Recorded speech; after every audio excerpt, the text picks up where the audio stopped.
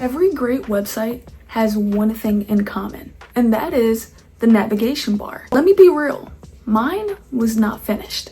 So I needed to go and tackle that in today's video. So right now, it looks like this, but later, y'all will see that finished product. The catch, I'm not just coding a nav bar, I am trying to actually understand the functionality behind it to make an actual client want to book with this barber and whether the client likes it. So this part begins to stress me out because at this moment I'm on a time crunch. I have something to do later today and I'm trying to rush this barber website nav bar to look as beautifully as I can. Now for barber websites, you need to have an easily accessible nav bar so people can know how to move around the website. If you want to see the services, you could see them all in full. You want to make sure you can know about this barber, get his contact information, and you want to make sure you can book with the barber most importantly. But man, this was just something else. Honestly, at one point, I even thought about scraping the design, just starting over from scratch, not even releasing this video. This part right here frustrates me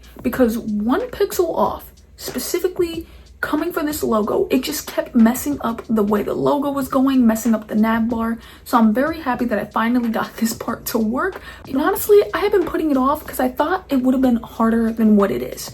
And now that I've been tackling it, granted it took about 30 minutes, it has been tough. And it's not even finished yet. But then that's when I realized it's not about being perfect. It was about making it work for a real client. Currently, I am trying to target the words at the top, which is going to be home, contact, services, and booking page.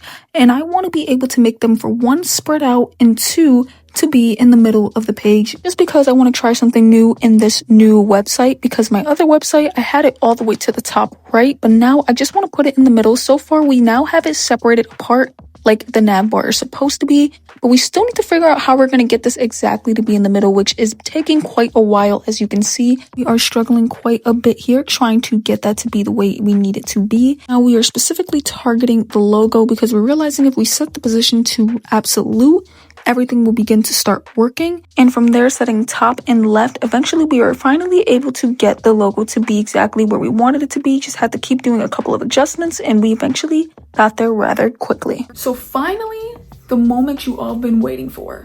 And it's not perfect. We have to put a little bit of finishing touches. So far, here is the nav bar. Hear me out, we do not have a button set just yet, but we do finally have the nav bar looking exactly the way we want it to look. Just on the right side, we need to make sure that we get the booking button and that color needs to match the logo's color, which I think will really pull this nav bar together. We also need to make sure that we add some links. So how does the client feel about this website?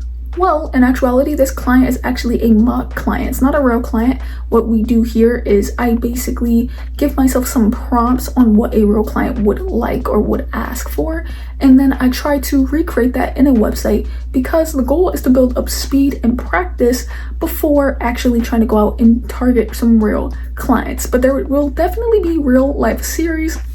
I'll make it more clear when that series comes out where I am dealing with some real life clients, but so far this is just supposed to be like a real world project and I'm just going to keep doing these until I feel like I gain enough experience to actually reach out to a first real client. Remember how it started? Though we didn't make too much progress by putting in this book button as of just yet, but now we are finally at the point where we could call this a nav bar. We just got to end up adding the links inside of it, which should be quite simple, and then put this booking button, man, and it will be complete. This one section completely is going to change how the whole website works. So that's the nav bar finished, but I wonder what you think. Is there certain things that I should do with this nav bar? You thinking drop downs, icons, or just keep it simple? Keep it what it is. Drop your thoughts in the comments because in the next episode, we'll be completely finishing this nav bar. I will see you in the next one. Deuces.